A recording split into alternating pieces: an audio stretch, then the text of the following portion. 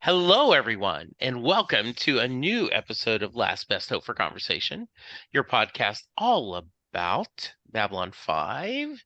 And hopefully, we are not having a learning curve as we go into the fifth episode of season 5, which is named Learning Curve. Originally aired February 18th, 1998.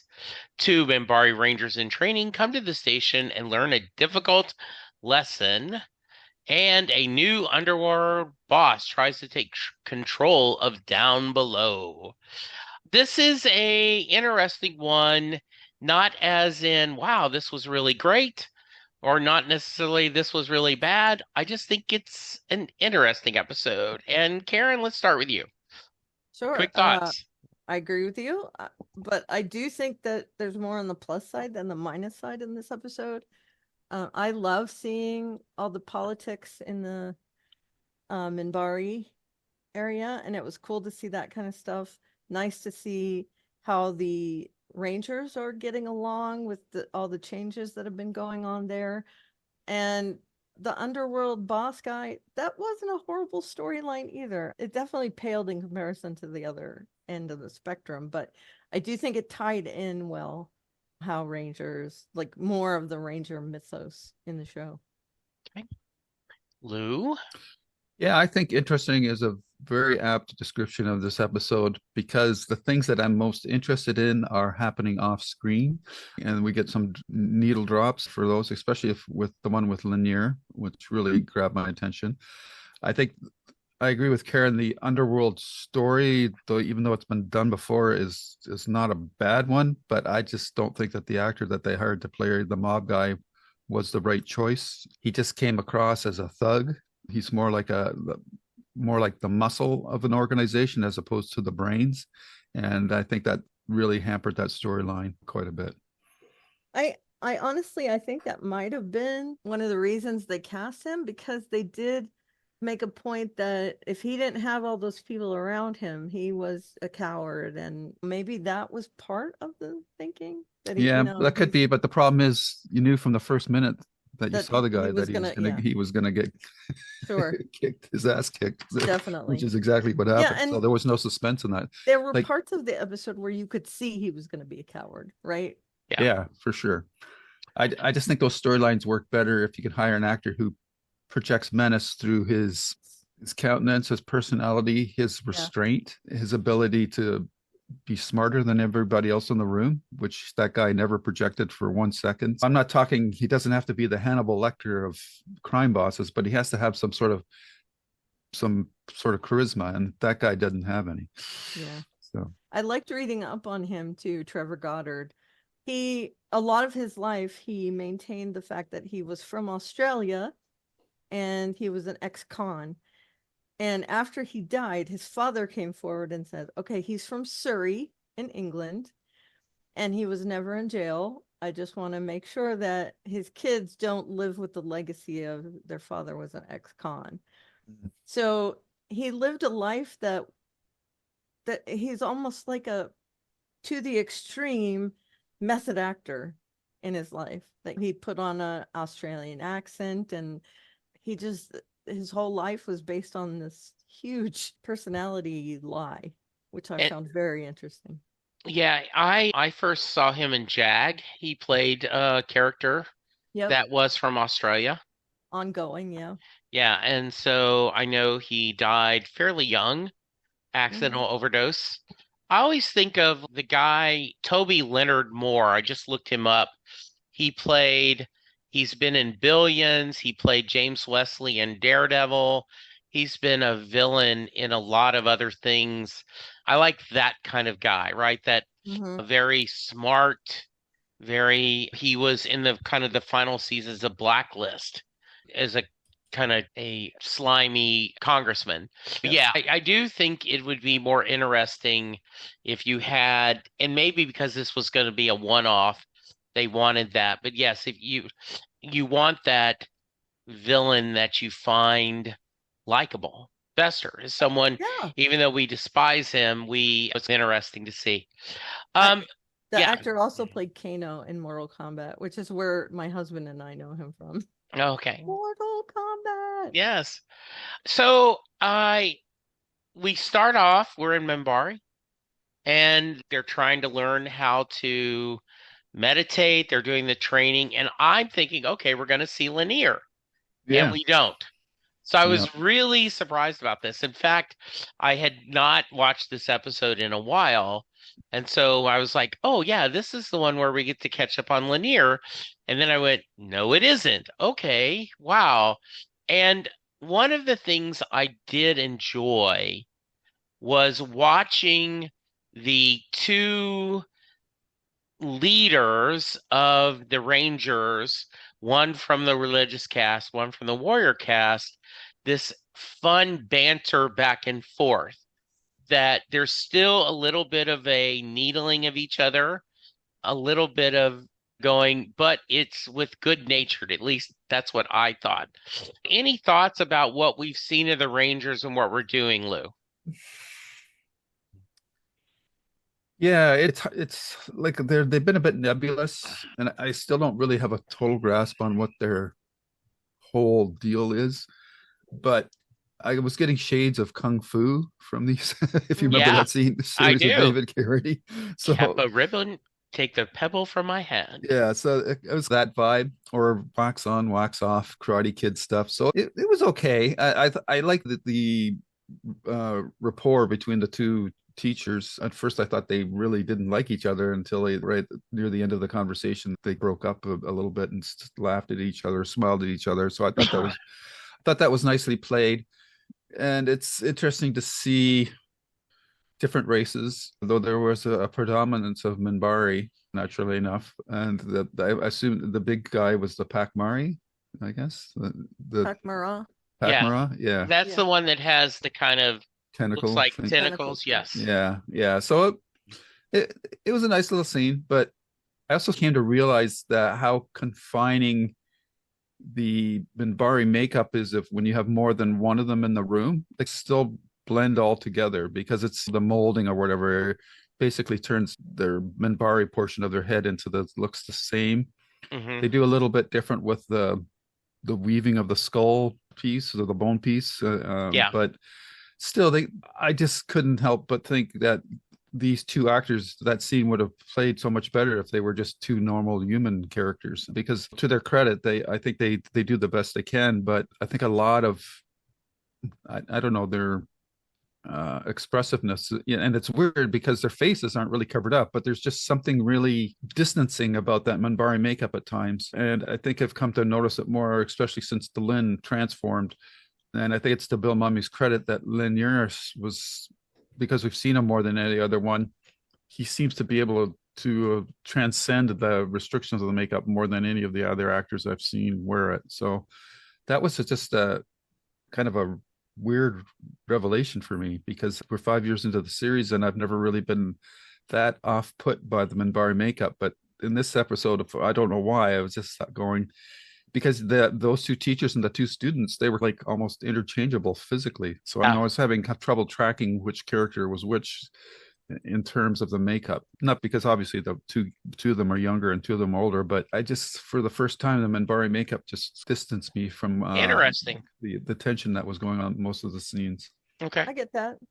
I feel like also we saw Naroon enough that he was distinguishable, but the less we see a Minbari, the more they blend in together. I agree with you 100%. I had a difficult time remembering which of the young Minbari was which one was from the religious caste. And I agree with you there. I loved that and again, we've seen Durhan and Torval before in another episode, and it was cool to see them here as well. I liked their sandpapery dialogue there when Durhan comes to see Turval and they discuss taking, I appreciate you bowing to your elder, and he's, no, you're just the only one who could come. It was funny that they were Mhm. bantering back and forth. I really loved that. I also loved seeing that they're incorporating a different part of the Minbari culture into the Rangers, because instead of just being taught by the religious caste, now we're having the military caste, the warrior caste. Thank you.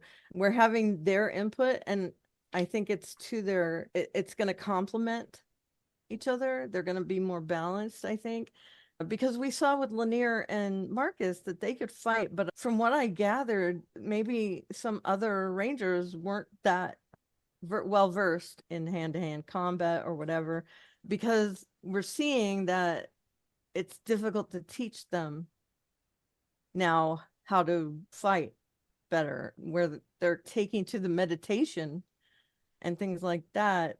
It's fighting with cats, trying to get them to learn how to fight with those bow staff things. I really liked their dialogue. I liked the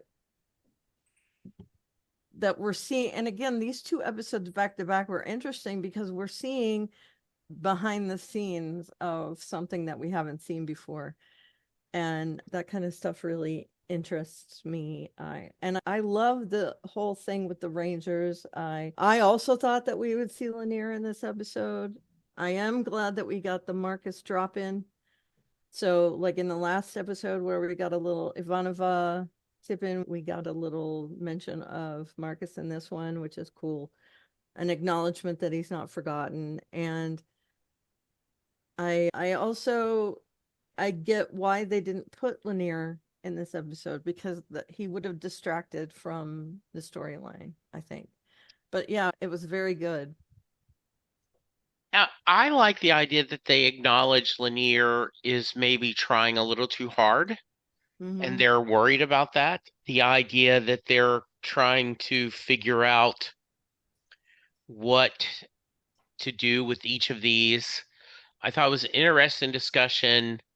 Early in my career, I'd been a manager for a few years, and I got one of the nicest compliments I've ever had is someone said that they thought my best gift was I would see an employee's strengths and would find a company's weakness and merge them together, while other people would have just saw that employee like, no, they're a square peg and we need a round, it can't go in the round hole, and I would find this. And so I think Delenn talking about the Paklamar, this is actually they're perfect for being couriers and this other stuff. And I did like the fact that, and I'm hoping that I think next year we're going to get the Starfleet Academy series coming. I Mm-hmm. think seeing all these different races joining Starfleet is interesting. And so I like the idea that now they've thrown open the Rangers to more than just humans and Minbari. That brings you your own unique challenges, right? And so Mhm. I really like seeing that. And Um, advantages, as it was shown in this yeah, episode. So, yeah. So let's talk a little bit more. We've already talked a little bit about our big villain. He's is a little bit too, not quite 40s. Hey, see, we're gonna take over, but he is over the yeah. top guy. I'd like you to Hey, expand a little. you, why yada? He's that Yeah, kind of, yeah. I'd like to expand a little bit more, Lou, your thoughts on, because I think that's a theme you've seen, you bring to the table often, is that on these type of episodes, you live and die by your guest casting. And Right. if you have a really good guest, a guest actor can uplift the storyline, but others it can bring it down. So you want to talk a little bit more about this whole premise that he thinks the underworld is ready, and he of course ignores his advice. They're like, look, man, if we just stay under the radar, we can own this place. No, we got to do this. So talk a little bit about that. Yeah, like that scene between those two guys, I think just underlines the problem with the character. Yeah. That he's just a thug. and Yeah. there's no tension about whether he's even got a chance of succeeding or not.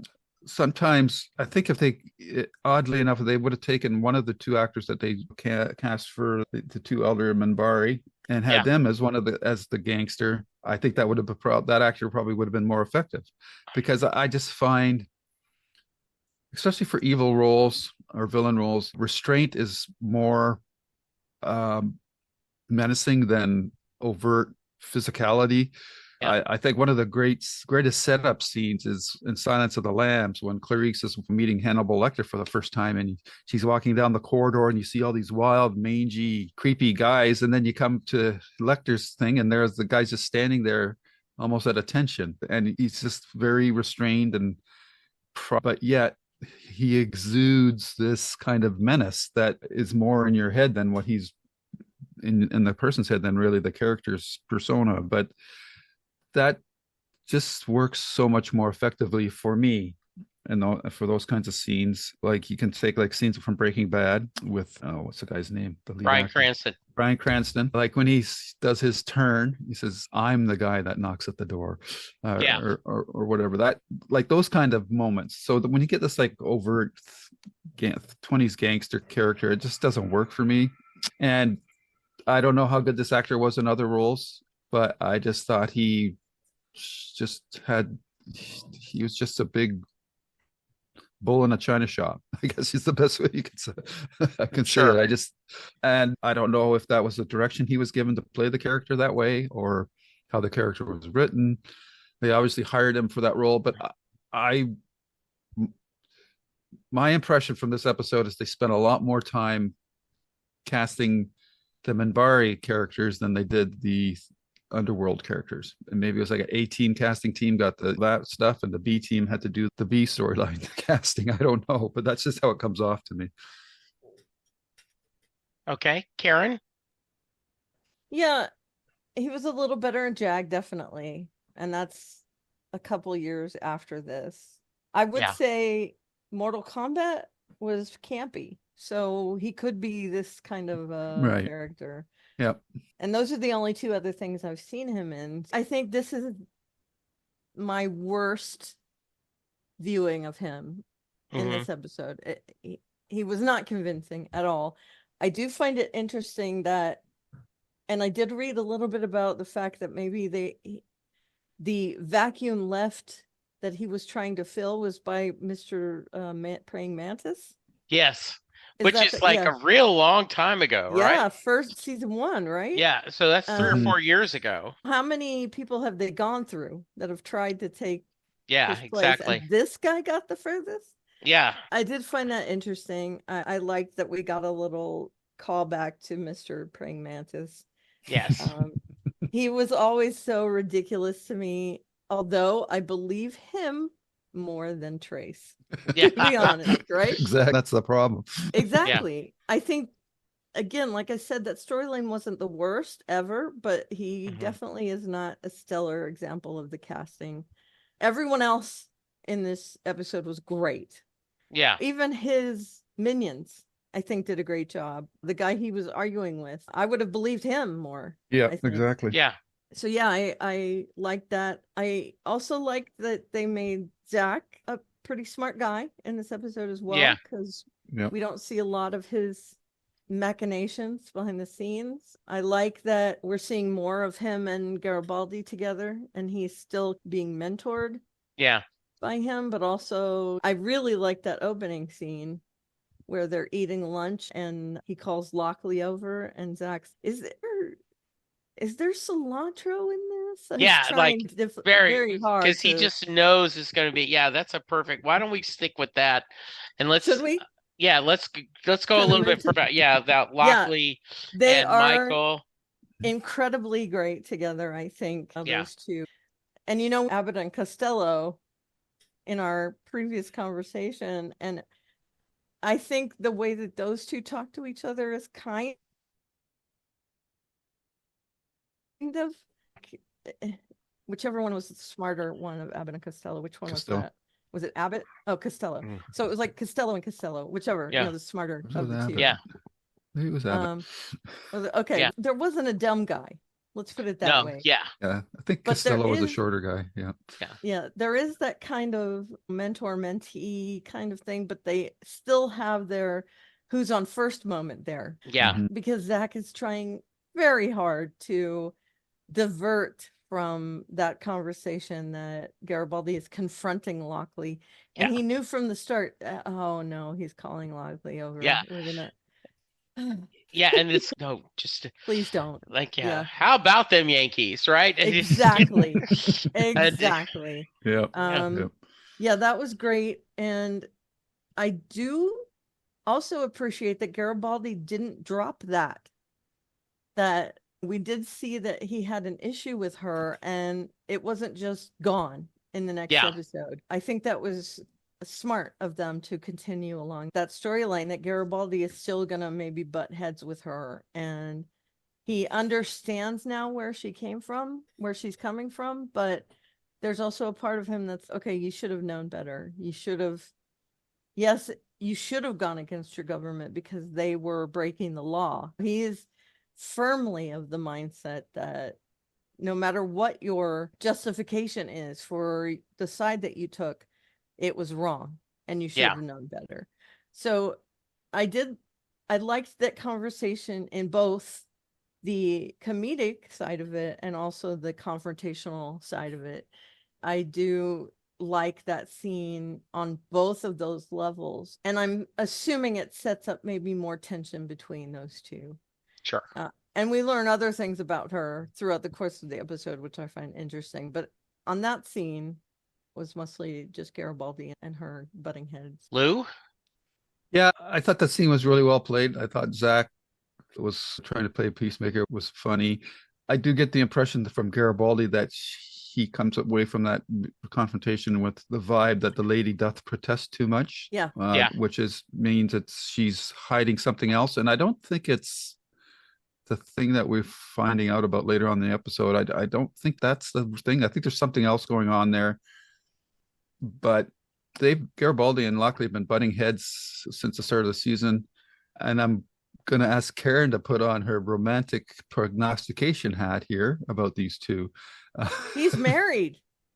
But I don't There's know. part of me that sees that, but Yeah. I don't think it's a romantic butting of heads at all, because I do think he's very much in love. But I see where you're coming from. Yeah. It does. I think about it. Yeah. In any man, woman that argue like that. Oh, what's that gesture supposed to mean, Jessica? No, I was going to say. Were you raising your hand? Yeah, oh, his head from his forehead. Yeah, flipped. the reason why is what I was going to bring up is that's exactly the next topic I was going to bring up. Oh, is it? That if you were not, if you weren't on team Elise and they have gone through so much, you could have seen they're setting up a romance. Yeah. That friend, the enemies to lovers, that trope. Right, which is my favorite. Yeah, but and I do think that the bridge between the two of them was too far. Yeah. He sees her as a traitor.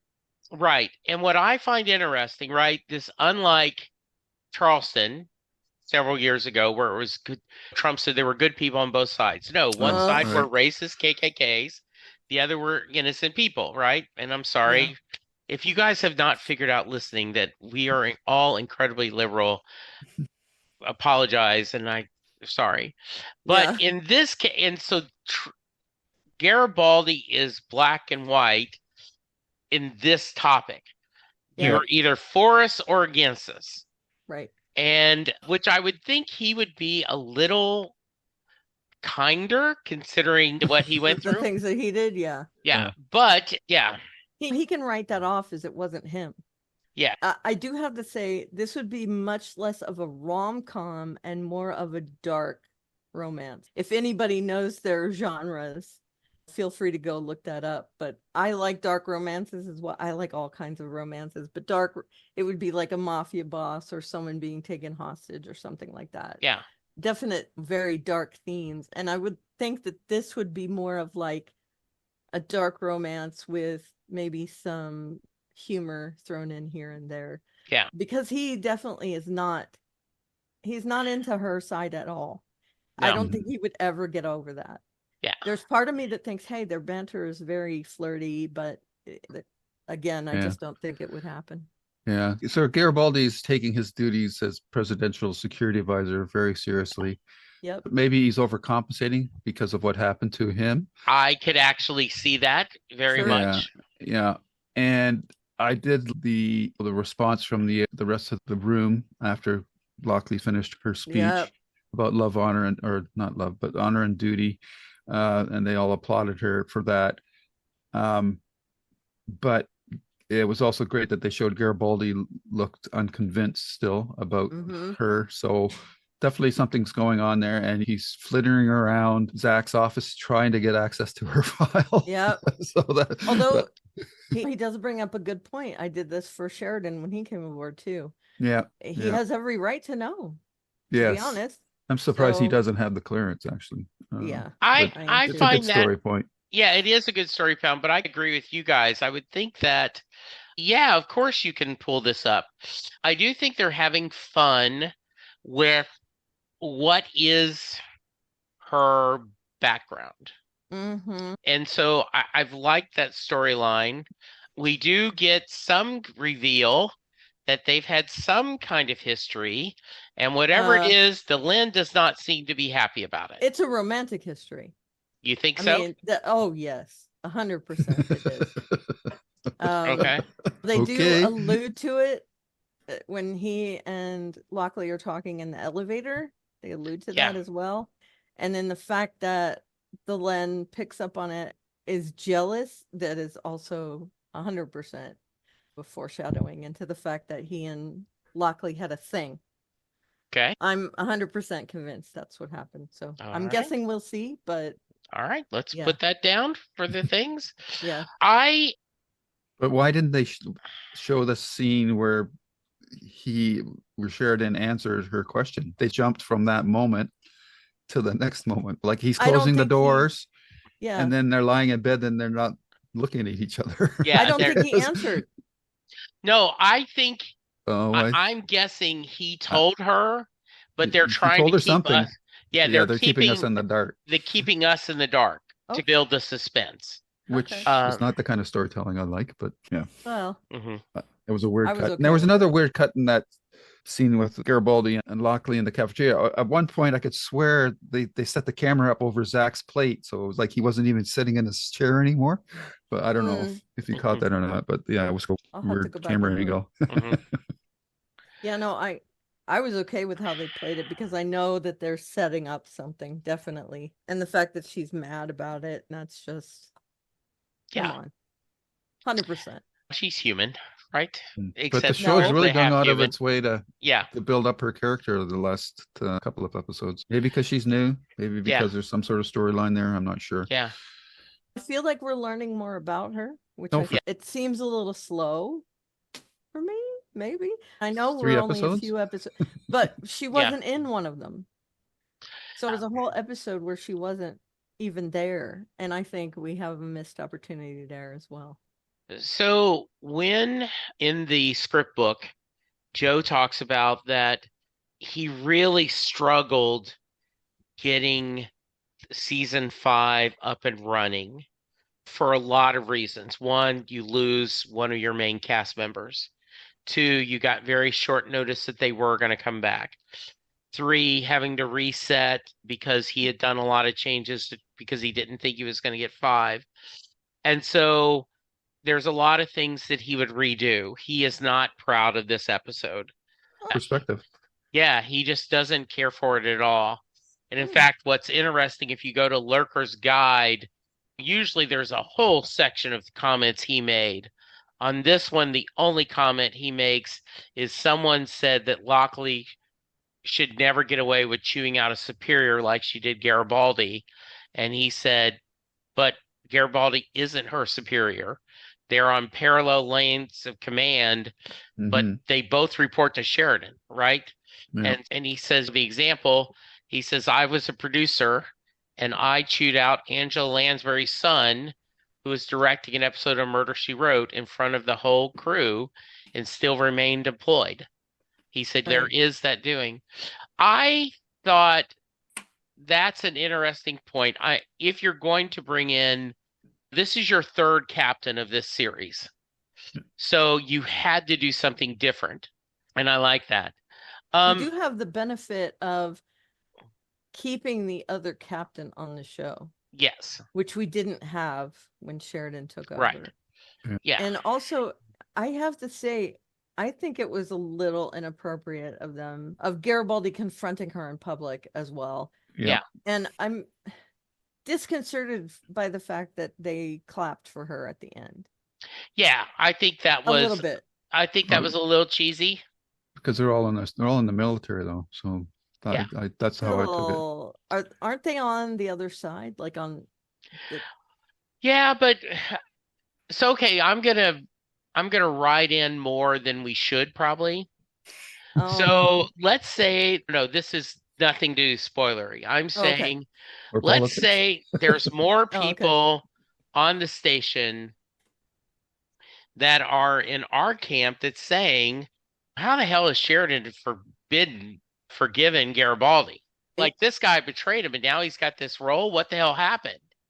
Yep. And so I'm glad somebody's putting him down a couple of pegs, because so that's, in my mind, they may be going, yeah, because Garibaldi, you would think, could not be necessarily the easiest person to work for.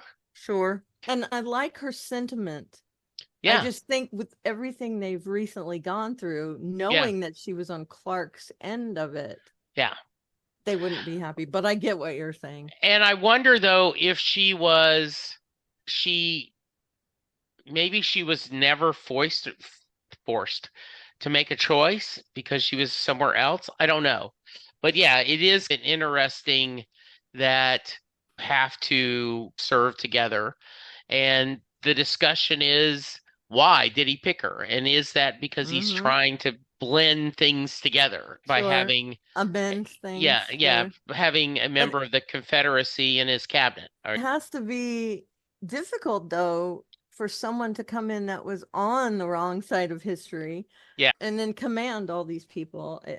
I would think it would be a very difficult thing, and maybe he wouldn't pick someone right away that would be so diametrically on the opposite side. Other interesting observation about Lochley is that and it was twigged Jesse when she said she's the third captain, but to me she seems more like Ivanova than captain. So that's something that I think they have to work on establishing. What's the guy that's Corwin? Like, he's stepping into Susan's role, but for I don't know, whatever reason, they're just not committing to that character, to that Corwin character all the way. So it makes it difficult because of that, it undermines the Lochley character to a certain degree. Yeah, I could see that. I do see that she's a little hampered. She's not quite the full captain of Babylon 5. All right, so let's talk about the kind of I like the idea that they were having this Ranger face their fear and to show them. I think it was a little touchy-feely, right? That the idea that he's got to do this. But I thought it was an interesting storyline, and I'm always interested. In fact, they tried to do down the road, and it didn't work out, a whole series based on Rangers. And it ended up just not, they had a pilot, but it ended up not going for whatever reasons. So I like the idea of the Rangers. And so getting more information about that. And then I do agree that because they looked so similar, Ranger trainee A, Ranger trainee B, you didn't really get a distinct, and it would have been, I don't know how you make them look different. I think the whole point is to have someone not necessarily like a human or something else. But Lou, any thoughts on that whole storyline and then the fight with the staff and how it ended? I was a little torn by how they made Tanya faces fear or failure, but Rastin just got a talking to. He totally wimped out. He didn't get involved in that confrontation at all, but he just gets a little bit of a lecture and a pat in the head and says, next time do better. But Yeah. Tanya, they make him go in and fight again. So that didn't quite make sense to me. Maybe you guys have some alternative takes on why one had to fight and the other didn't have to do anything. Yeah. Um, and as for the facing the fear kind of thing, I get that, but shouldn't there be like a little bit of a recovery period so that you're at your best, so that when you have to go back into the pit, I you know they say get up back on the horse again, but if you've broken a couple of ribs, you don't do it right away until you're healed. So it I appreciated the sentiment, but I didn't.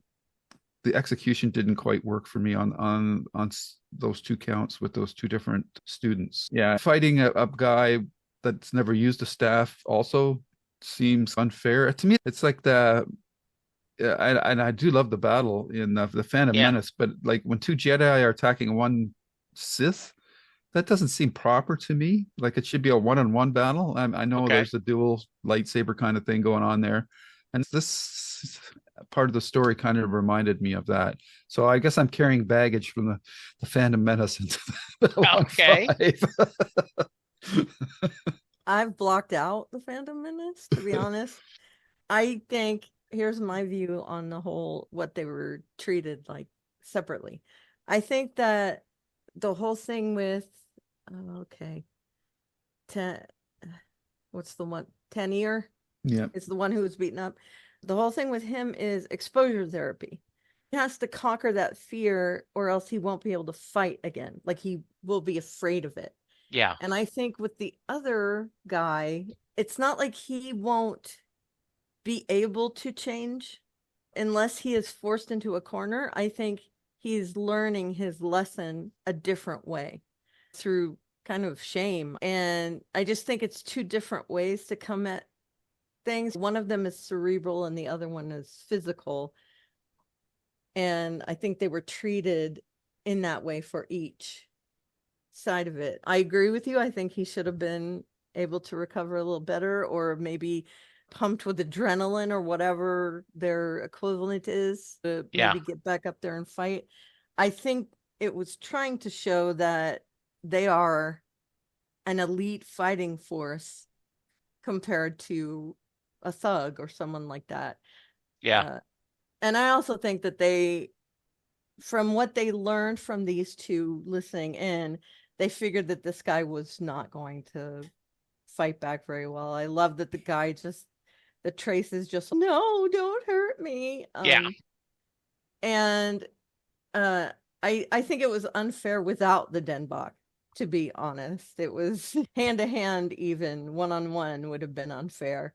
I do see your thinking in that, but that's just my take on it. Okay. So if that Good. makes yeah. sense at all. And this kind of comes back to my point about it's hard to differentiate the characters because of the Minbari makeup. Because one of these students I think, was from the religious caste, and one was from the warrior caste. And if I got it straight in my head, the warrior caste one is the one that got beaten up, right? Yes. So I think that would have been a more interesting scene if it had been the religious caste one that had gone in to try to break up the fight, as Sure. opposed to the warrior one. But that's just me. Yeah. Okay. Yeah, I think that's it. I think All that right. was the. Yeah. Any other suggestions? Any So other comments? were they mirroring Trace and Tanier to say that they're both cowardly? Do you think that they were trying to put something into our heads about that? One of them won't learn from his lesson and the other one will. I don't know. I'm just reading into I it. don't know. I just think with Trace, it's just the fact that bullies are usually cowards at heart. Yep. Yeah, I think so that's all too. that was all about. 100% true. And I think Yeah. learning that, I know this seems overly simplistic, but when you get knocked down, get up again, as Chumbawamba teaches us. Yeah, I was just going to say, Yeah. Are they ever going to let us down? Exactly. Isn't that the So- next line of the song? Exactly. So I think that's what it is. Good. All right. And again, I think Franklin was good in his very limited appearance in this episode. So Yeah. Good. All right. Any other thoughts? I'm more interested to find out more about Lochley, and Yes. I want to see what happens between her and Garibaldi.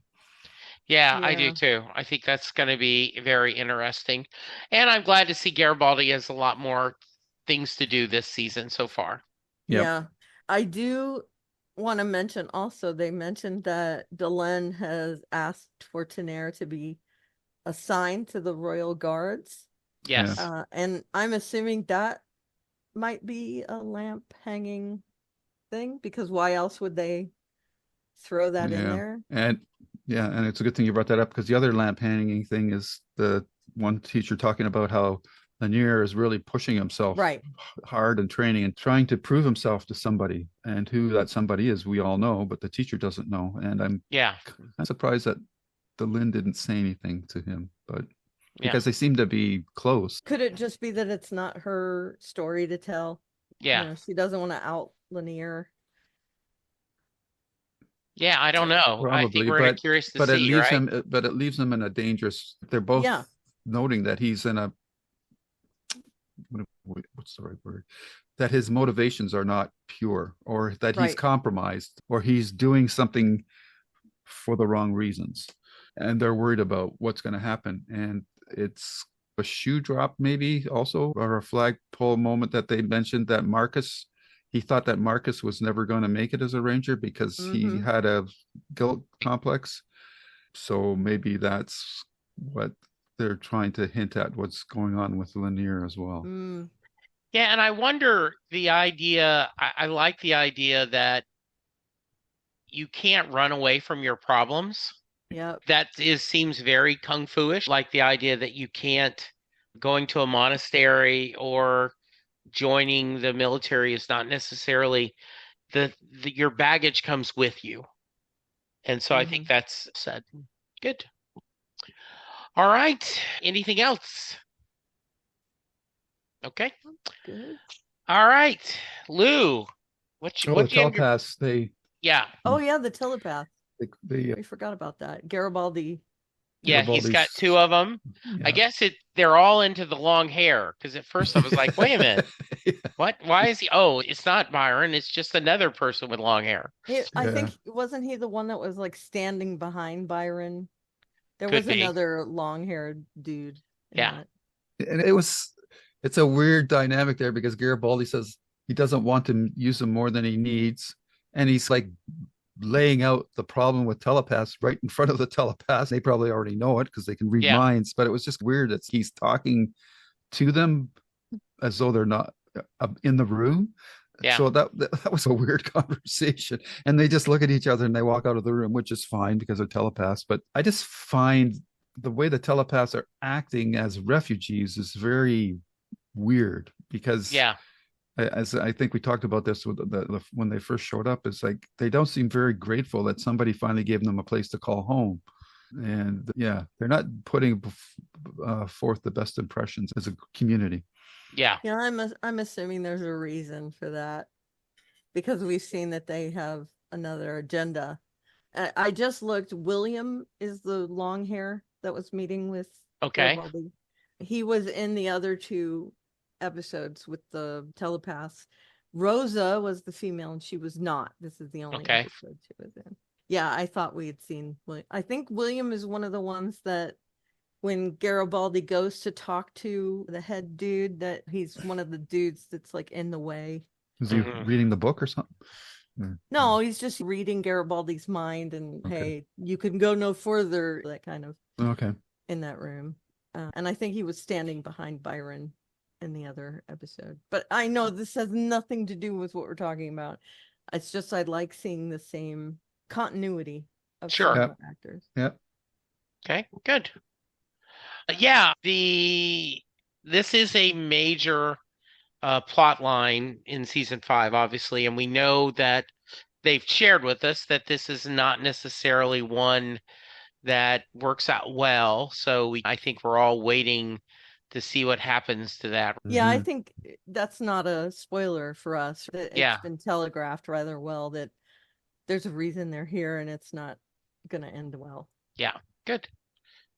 All right, let's do ratings. Lou?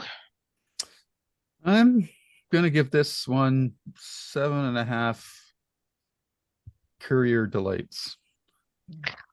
Nice. I think I'm gonna give this the same rating as the last one because I liked the whole Minbari stuff a lot. I love seeing that backstory. I like that we're getting more with Garibaldi. So I'm gonna give it 8 Denbox. Okay. I'm gonna do 7.5. Is this cilantro?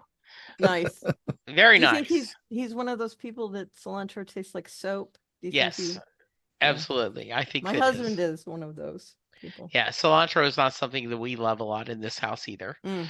All right. So I do not believe we had any feedback this time, right? No, No, no, because we're doing that weird Yeah, we're doing the doubling up. things. Yeah, just to let everyone know, because of my schedule, everyone's being very kind. We're having to do two in a row, but then we're releasing them a week at a time. I appreciate Karen and Lou being flexible, especially this time we had to start a little bit late. But if someone did want to leave us feedback, how could they, Lou? they can go to the YouTube channel where they'll find the Babylon 5 podcast, Lou's Reviews.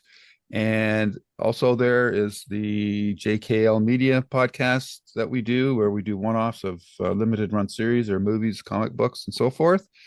You can also find my writer interview podcast there, as well as the Stephen King podcast. On Twitter, you can find me at Lou Sitzma, Sytsma.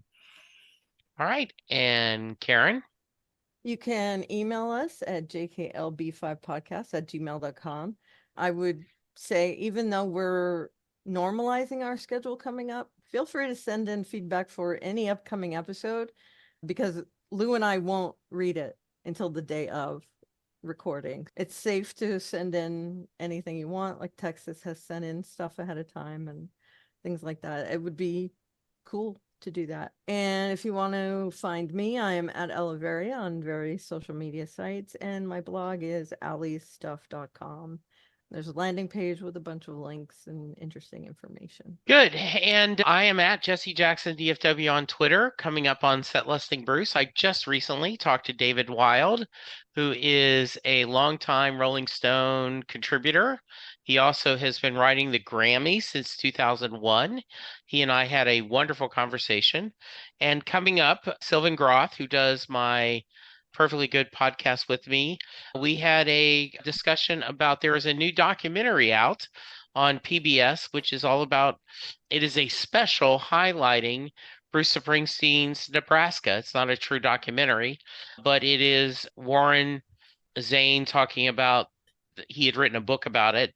He's reading excerpts from the book, and then we have people like Emmylou Harris doing songs from Nebraska. So it's a fun little PBS special.